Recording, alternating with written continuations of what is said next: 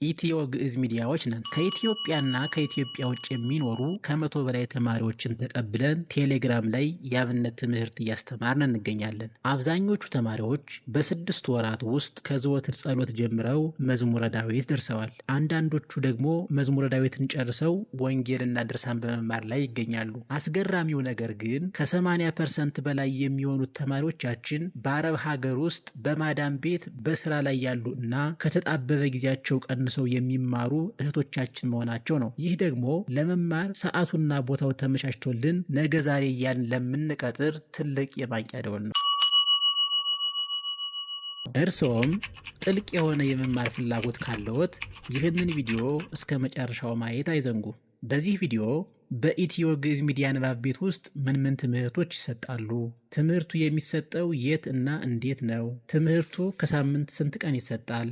ትምህርቱን መማር እየፈለጉ ነገር ግን ሰዓት ለማይመቻችላቸው አባላት የግል አስጠኝን በተመለከተና ትምህርቱ ወርሃዊ ክፍያ አለው ወይስ በነፃ ነው የሚሉ ጥያቄዎችን የምናብራራላችሁ ይሆናል። መልካም ቆይታ። የመጀመሪያው ጥያቄ ምን ትምህርት ነው የሚሰጥ የሚለው ነው። በኢትዮ ግዕዝ ሚዲያ ንባብ ቤት ውስጥ የሚሰጥ ትምህርት ለጊዜው ዘወትር ጸሎት ጀምሮ እስከ መዝሙረ ዳዊት፣ ያ ማለት የዘወትር ጸሎት፣ ውዳሴ ማርያም፣ አንቀጸ ብርሃን፣ መልካ ማርያምና መልካ ኢየሱስ፣ መዝሙረ ዳዊት፣ ከዚህ በተጨማሪ ደግሞ ገድላትና ድርሳናት እንደ ተማሪው ምርጫ የሚወሰን ቢሆንም ድርሳነ ሚካኤል፣ ድርሳነ ገብርኤል፣ ገድለ ጊዮርጊስ፣ ገድለ አቡነ ዘራብሩክ እነዚህ ይሰጣሉ። ሌላው 40 ወንጌል ናቸው። የማቴዎስ፣ የማርቆስ፣ የሉቃስና የዮሐንስ ወንጌል ትምህርት ንባብ ይሰጣል። ከዚህ በተጨማሪ ተማሪው ይሄን መማር እፈልጋለሁ ብሎ የሚያስባቸውን ተናግሮ መማር ይችላል ማለት ነው። ወደ ሁለተኛው ስንመጣ ትምህርቱ የትና እንዴት ይሰጣል የሚለው ነው። ትምህርቱ የሚሰጠው ቴሌግራም ላይ ነው። ከቴሌግራም በተጨማሪ ደግሞ ለወደፊት በዋትሳፕ እና በኢሞ ልንሰጥ እያሰብን ነው። እሱን ቀስ እያልን የምናሳውቃችሁ ይሆናል። ትምህርቱ የሚሰጥበት ሰዓት ደግሞ በኢትዮጵያ ሰዓት አቆጣጠር ከምሽቱ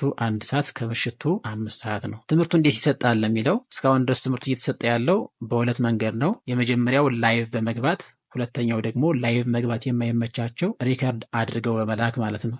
አንድ ሰው እኛ በምናስተምርበት በኢትዮጵያ ሰዓት አቆጣጠር ከምሽቱ 1 ሰዓት እስከ ምሽቱ 5 ሰዓት ላይቭ ገብቶ መማር የሚችል ከሆነ ላይቭ መማር ይችላል።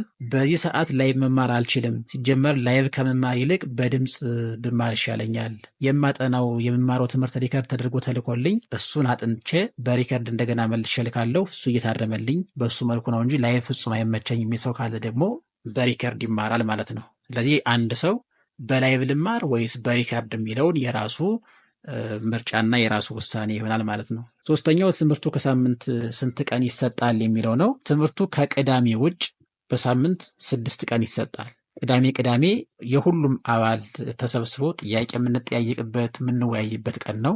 ሌሎቹ ከቅዳሜ ውጭ ባሉት 6 ቀናት ግን ትምህርቱ ይሰጣል ማለት ነው። ሌላው ምንድን ነው? ትምህርቱን በደንብ አጠናክሮ ለመቀጠል ስለታሰበ ለጊዜው የማጥኛ ቡድኖች 3 ቡድኖች ተከፍተዋል።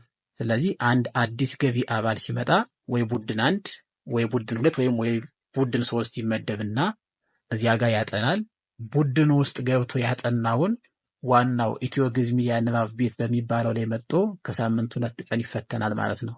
በደንብ ለማብራራት ያክል ለምሳሌ አንድ አዲስ ገቢ አባል ሊመዘገብ እኛ ጋር ሲመጣ የቡድን 1 አባል አድርገን ብንመድበው የቡድን 1 አባላት ሰኞና ሐሙስ ኢትዮ ግዕዝ ሚዲያ ንባብ ቤት በሚባለው ዋናው ገጽ ላይ ገብተው ይፈተናሉ።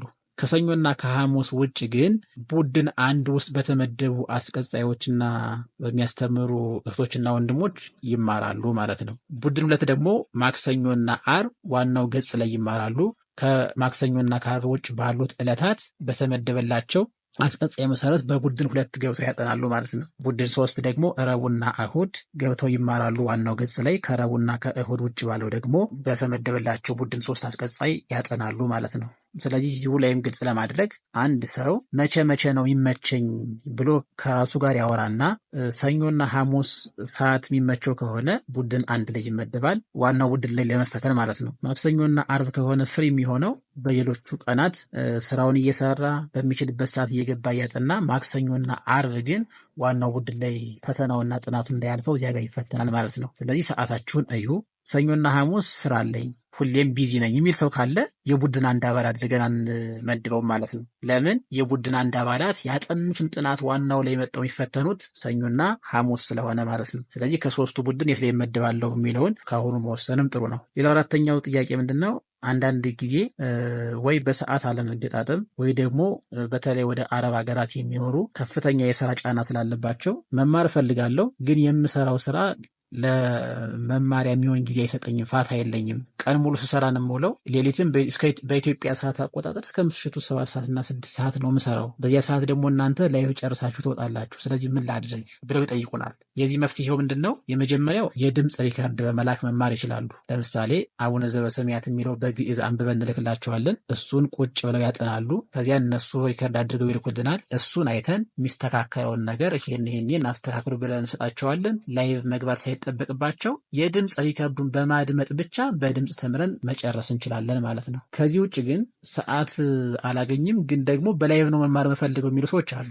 ለእነዚህ ሰዎች ምንድነው ማድረግ ያሰብነው? ለእነሱ ብቻ እነሱ በተመቻቸው ሰዓት የሚያስተምራቸው በላይቭ ሊሆን ይችላል፣ በሪከርድ ሊሆን ይችላል። ለእነሱ ብቻ የሆነ መምህር የሚመደብበት ቪአይፒ ትምህርት አዘጋጅተናል፣ የግል ማለት ነው። ስለዚህ አንድ ሰው እኔ ሁሌ የሚመቸኝ በኢትዮጵያ ሰዓት አቆጣጠር ከቀኑ 6 ሰዓት እስከ 7 ሰዓት ነው ካለ ከቀኑ 6 ሰዓት እስከ 7 ሰዓት እሱም ብቻ የሚያስተምረው መምህር ይመደብለትና በዚያ መማር ይችላል ማለት ነው። ምናልባት እዚህ ላይ በደንብ ማሰብ ይጠበቅባቸዋል፣ ሰዓታችሁን ማመቻቸት። ምክንያቱም የግል እናንተ ተብሎ አንድ መምህር ሲመደብ ከፍተኛ ወጪ ስላለው ማለት ነው። ከዚህ በተጨማሪ ምናልባት አንዳንድ ሰዎች ደግሞ ምንድነው የሚሉት? እኔ ብቻዬን ሳይሆን መማር የምፈልገው ባለቤቴን ይዤ፣ ህፃናት ልጆች አሉኝ እነሱን ይዤ ነው አብሬ መማር የምፈልገው እና ለቤተሰባችን የግላችን አስጠኝ እንፈልጋለን። ከቤተሰባችን ውጭ ምንም አይነት ሰው ሳይቀላቀልብን እኔ ባለቤቴ ልጆች ሆነን አንድ መምህር እንፈልጋለን የሚሉ አሉ። ለእነዚህም ቪአይፒ እንደተባለው ለቤተሰቡ ተብሎ አንድ መምህር ተመድቦ መማር ይችላሉ ማለት ነው። እናንተ የትኛው ላይ ናችሁ የሚለውን እናንተ ተወስናላችሁ ማለት ነው። እኔ በላይቭ ነው መማር የምፈልገው፣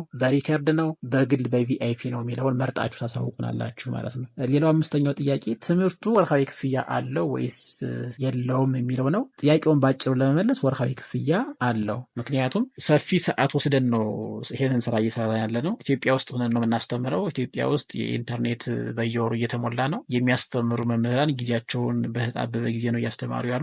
ለነሱ ለካርድ ለምናምን ወጪ የሚሆን ክፍያ ስለሚያስፈልግ ወርሃዊ ክፍያ አለው። ሌላው ደግሞ በቅዱስ መጽሐፍም እንደተነገረው ገንዘባችሁ ወይም መዝገባችሁ ባለበት ልባችሁ በዚያ ይኖራል እንደተባለው አንድ ሰው ለአንድ ነገር ገንዘብ ከፍሎ የሚማር ከሆነ ገንዘብ የከፈልሁበት ነውና ብሎ ልዩ ትኩረት ይሰጠዋል። ስለዚህ ያ አባል ትምህርቱን በልዩ ትኩረት እንዲማረው በማሰብ ወርሃዊ ክፍያ እንዲኖረው ተደርጓል ማለት ነው። በነፃ ከሆነ አንድ ሳምንት ከተማረ በኋላ ሲጀመር ከነመመዝገቡም ሊረሳው ይችላል። ክፍያ ከሆነ ግን ለምሳሌ የ6 ወሩን ቅድሚያ ቢከፍል ያ የ6 ወር ክፍያ ስለሚያሳስበው ቢያንስማ የከፈልሁበትን ተምሬ መጨረስ አለብኝ እያለ ለ6 ወር ይማራል። ለ6 ወር የከፈለበትን ለመማር ገንዘቡ ተከፍሎ በነፃ እንዳይቀር በማሰብ ለ6 ወር ሲማር ትምህርቱን እየወደደው ይመጣና ትምህርቱን በዚያው ይቀጥላል ማለት ነው። ክፍያ ካልከፈለ ግን ረስቶትም ሊቀር ስለሚችል ዋናው ለአባሉ ነው ጥቅሙ፣ ትምህርቱን በትኩረት እንዲማረው በማሰብ ማለት ነው።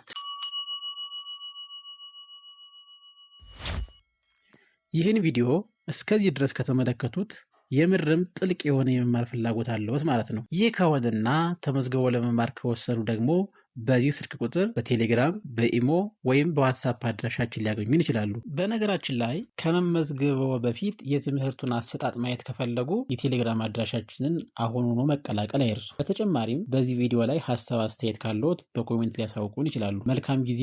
የውሳኔው ሰው ይበላል።